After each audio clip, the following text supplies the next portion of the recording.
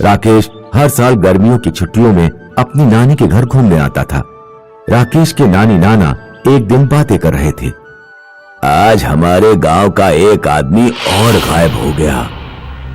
सुना जाता है वो नदी के उस पार सोनापुर गांव के जंगल में सोने के बंगले की खोज में गया था। अरे वहाँ कोई सोने का बंगला नहीं है।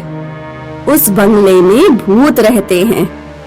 जब कोई नदी पार करके जंगल में जाता है तो उसे पकड़ लेते हैं।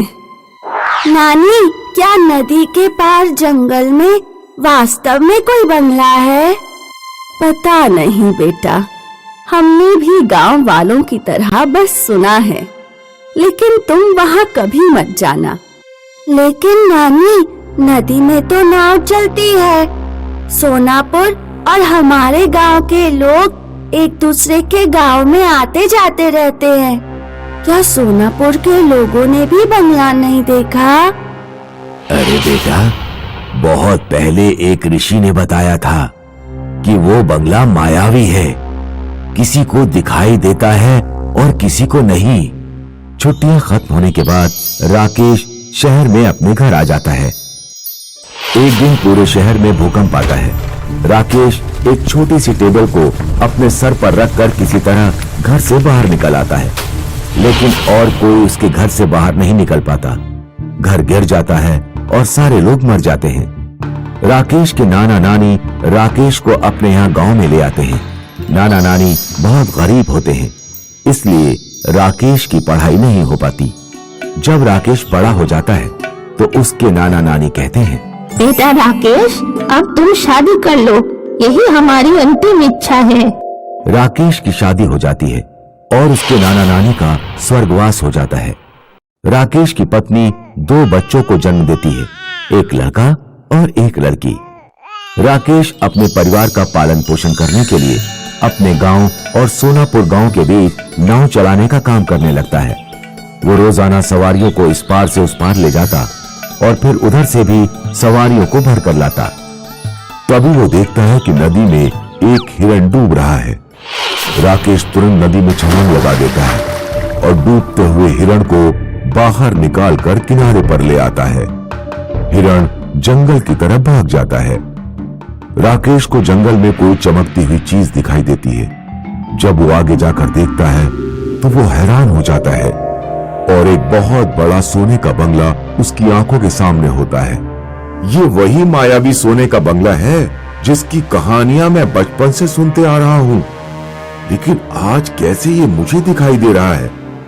मैं तो यहाँ रोजाना आता हूँ। राकेश बंगले के अंदर जाता है। बंगले में से एक आवाज आती है, तुम्हारा स्वागत है राकेश, मैं सोने का बंगला हूँ। अगर तुम इस बंगले में अपने घर की 10 साल पुरानी कोई भी चीज लाकर छुओगे तो वो सोने की हो जाएगी। मैं तो तुम्हें बचपन से ही ढूंढ रहा हूं, लेकिन तुम आज ही क्यों दिखाई दिए? मैं उसी व्यक्ति को दिखाई देता हूं जो किसी की मदद करते हैं। आज तुमने डूबते हुए हिरण को बचाया, इसलिए मैं तुम्हें दिखाई दे रहा हूं। राकेश तुरंत अपने घर जाता है और अपने घर पर लगे अनार के पेड़ से कुछ अनार तोड़कर बंगले में ले आता है। अनार तुरंत सोने के हो जाते हैं। फिर राकेश अपने घर से चारपाई उठाकर बंगले में ले जाता है। चारपाई भी सोने की हो जाती है। अब राकेश जब भी सवारियों को लेकर नदी के उस पार जाता तो अपने घर से कोई ना कोई सामान साथ में ले जाता और उसे सोने में बदलकर वापस घर ले आता। राकेश सोने को लेकर सुनार के पास जाता। सुनार काका, बताइए सोने के रिमोट कितने पैसे के देंगे? पूरे 50,000। इस तरह राकेश ने अच्छे खासे पैसे अपने घर में जमा कर लिए। एक दिन राकेश के मन में लालच आ गया।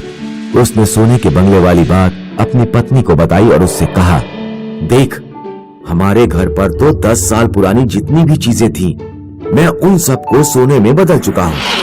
अब तू पड़ोसी रेखा के घर पर चली जा। उसके घर में बहुत पुराना एक बड़ा सा बक्सा रखा हुआ है। तू किसी तरह रेखा को उसके घर से बाहर ले जाना और फिर मैं उसके घर जाकर बक्सा चुरा लूंगा। अगर वो बक्सा भी मैंने सोने में बदल लिया तो हम माला माल हो जाएंगे। और गांव में सबसे बड़ा घर बनाएंगे। राकेश की पत्नी अपनी पड़ोसी रेखा के घर जाती है। अरे रेखा, तुम्हें पता है क्या, बाजार में एक साड़ियों की नई दुकान खुली है। सभी लोग वहाँ से साड़ियाँ लेकर आ रही हैं। आज मैं भी जा रही हूँ, तुम भी मेरे साथ चलो। रेखा राकेश की पत्नी के साथ बाजार चली जाती है। राकेश चुपके से रेखा के घर में घुसता है और बक्सा चुराकर अपने घर रख लेता है। अगले दिन राकेश और उसकी पत्नी बक्सा उठाकर नदी के उस पार महल में ले जाते हैं। जैसे ही वो दोनों बक्से को लेकर बंगले में घुसते हैं, बक्सा तो सोने का नहीं बनता, लेकिन राकेश की पत्नी सोने की बन जाती है और बंगला एकदम से गायब हो जाता है। राकेश रोने लगता है।